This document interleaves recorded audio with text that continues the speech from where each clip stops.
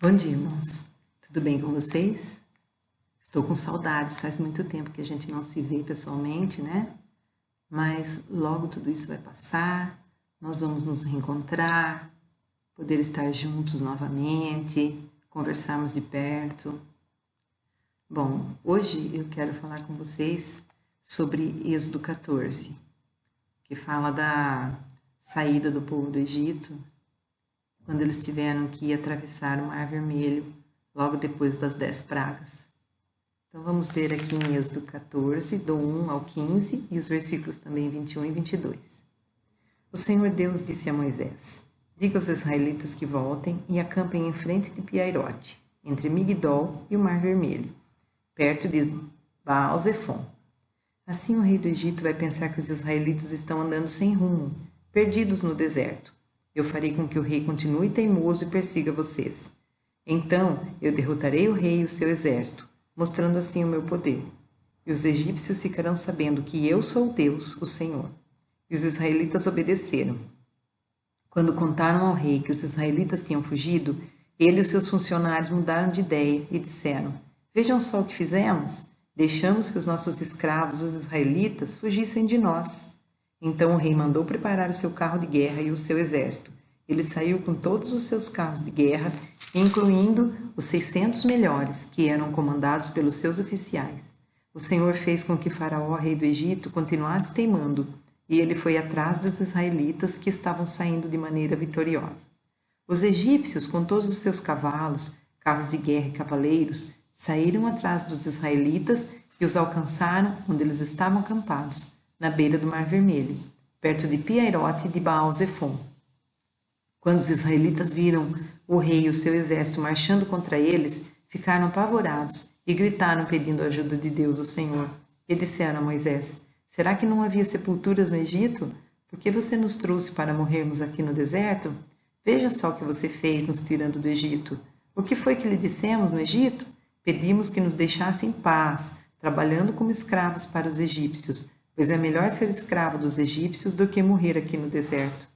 Porém Moisés respondeu: não tenham medo, fiquem firmes e vocês verão que o Senhor vai salvá-los hoje. Nunca mais vocês vão ver esses egípcios. Vocês não terão de fazer nada, o Senhor lutará por vocês.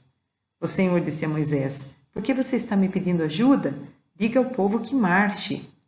Moisés estendeu a mão sobre o mar e Deus, o Senhor, com um vento leste muito forte, fez com que o mar recuasse. O vento soprou a noite inteira e fez o mar virar terra seca. As águas foram divididas e os israelitas passaram pelo mar em terra seca, com muralhas de água nos dois lados. Então, depois de mais de 400 anos que o povo tinha ficado ali cativo no Egito, trabalhado como escravos, sofrido muito, seus filhos foram mortos, escravizados. Não foi uma época fácil. E eles estavam ali diante de uma situação novamente difícil. E toda vez que esse povo de Israel ficava numa situação difícil, eles reclamavam, murmuravam e perdiam a fé. Mesmo eles tendo visto tudo aquilo que Deus tinha feito já lá no Egito, com aquelas pragas, mostrado todo o seu poder, eles ainda tinham dificuldade para crer.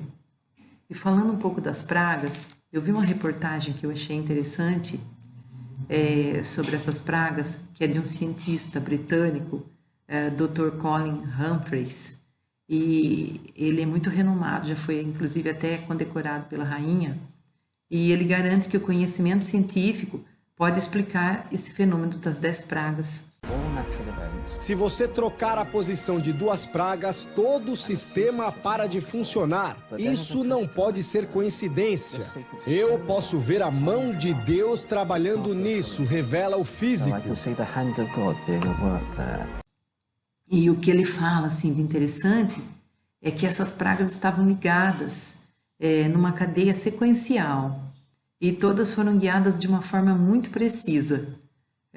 Como exemplo, a praga das rãs, que veio logo após o rio ter virado sangue. Como o rio virou sangue, muitos animais ali morreram, os peixes, e faltou alimento para aquelas rãs. E com isso elas invadiram o Egito em busca de comida. Mas ali também não encontraram nada e acabaram morrendo e ficando aquele cheiro horroroso, né, em todo o Egito. Mas como eu disse, as pragas agora não serão aí o nosso foco. Eu quero voltar a falar aí desse momento em que o povo de Israel estava acampado ali em Piairote, entre Migdol e o mar. Deus havia dado essa ordem para eles e eles obedeceram. Só que esse local onde eles ficaram era um local cercado por montanhas altas, intransponíveis, e tinha também o mar. Então era um local sem saída e Deus os colocou ali. Mas Deus, ele tem os planos dele, a maneira dele agir.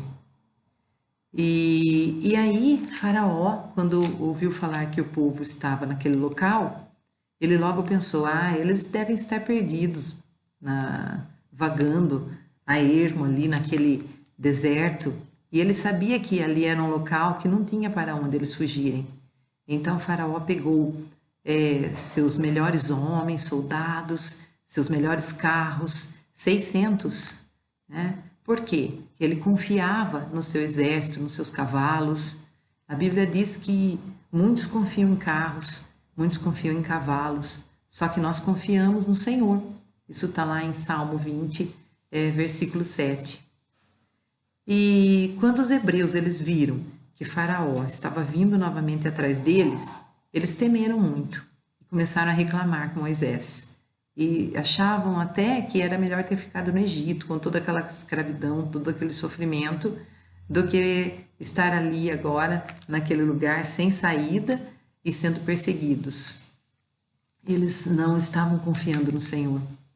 Mas Moisés falou para eles que eles iriam ver o livramento de Deus e que nunca mais eles iriam ver de novo aqueles egípcios. E quando nós clamamos ao Senhor, Ele nos atende. Em Jeremias 29:12 diz, então me invocareis, ireis e orarei a mim, e eu vos ouvirei. E eles clamaram ao Senhor. E quando Moisés clamou ao Senhor, Moisés falou para ele assim, chamou a atenção, de Moisés. Moisés, por que está clamando a mim? Diga ao povo que marchem. E como se ele dissesse assim, Moisés, você já me viu agir de tantas maneiras, tantas vezes ali no Egito, e você não confia em mim? Então, Deus falou que o povo deveria marchar. Mas marchar para onde naquele momento? Se de um lado eram montanhas, do outro era o mar, mas eles tinham que confiar no Senhor. E Deus estava falando isso com eles. Eles tinham que agir naquele momento pela fé. Mas o que é fé? Em Hebreus 11:1 diz que a fé é o firme fundamento das coisas que se esperam, e a prova das coisas que não se veem. Então eles não estavam vendo naquele momento uma saída, mas o Deus de Israel, ele é o mesmo ontem, hoje, eternamente. Ele não muda. E crer é isso. É enxergar aquilo que é impossível. Porque o possível nós podemos fazer, mas Deus faz o impossível. E eu quero falar de um outro cientista também que eu vi, ele é de Nova York, o nome dele é Carl Drews, e ele fez em sua tese de mestrado um estudo sobre essa abertura do Mar Vermelho. Foram 5 anos de estudo e a descoberta, inclusive, garantiu destaque no jornal The Washington Post, que é um jornal muito respeitado no mundo, e ele explicou que as águas poderiam sim ter sido empurradas com a força de um forte vento que soprou ali por algumas horas. Então, até cientificamente aí eles estão mostrando isso. E a ciência reconhecendo aí o poder de Deus.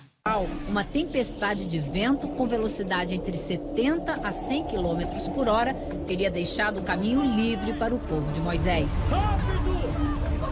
A Bíblia diz que o vento soprou por toda a noite, lembra o engenheiro. Strange. It says the wind blew all night. Às 6 da tarde, o vento começa a soprar e mover a água. 9h30 depois, no meio da madrugada, o caminho de terra seca está completamente aberto. O espaço fica sem água por 4 horas, enquanto o vento perde força aos poucos. Às 7h30 da manhã, enfim, já sem ventania, o mar volta ao lugar. É exatamente o tempo relatado na Bíblia.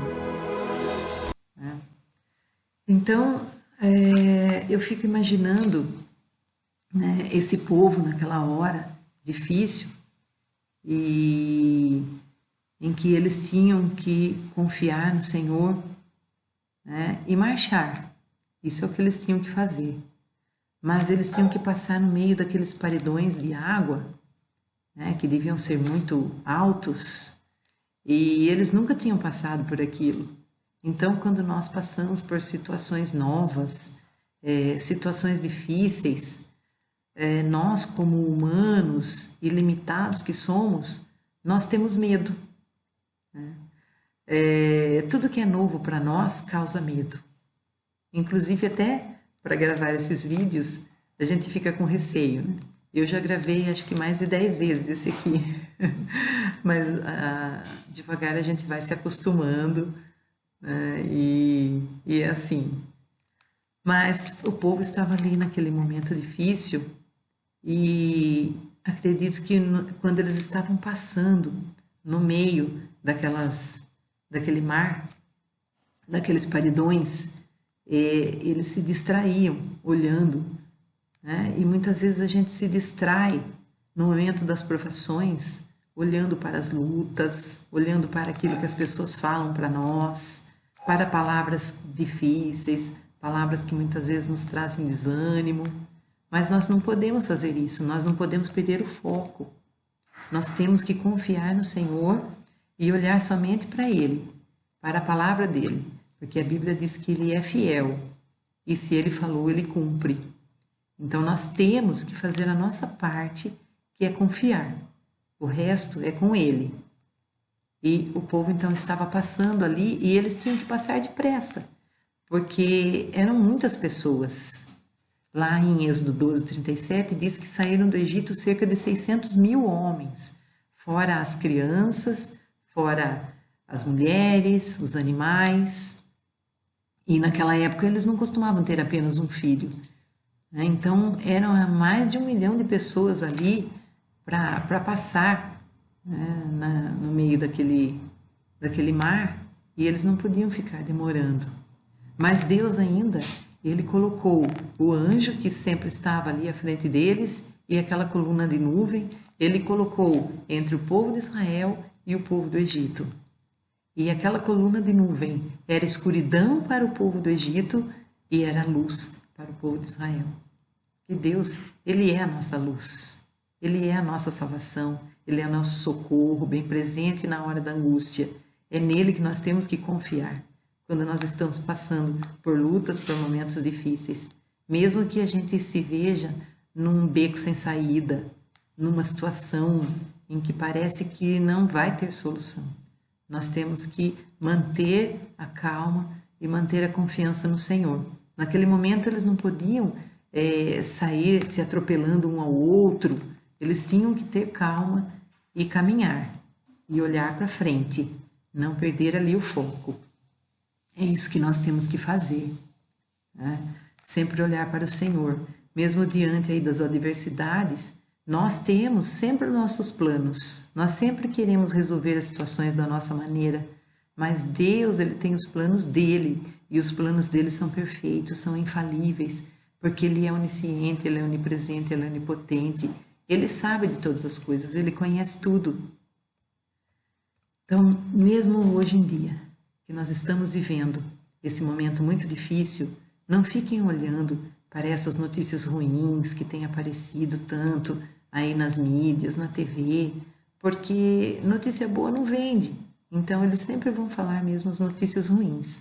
Mas nós continuamos crendo no Senhor e nós não vamos perder a nossa fé. Nós não vamos deixar essas notícias nos distraírem.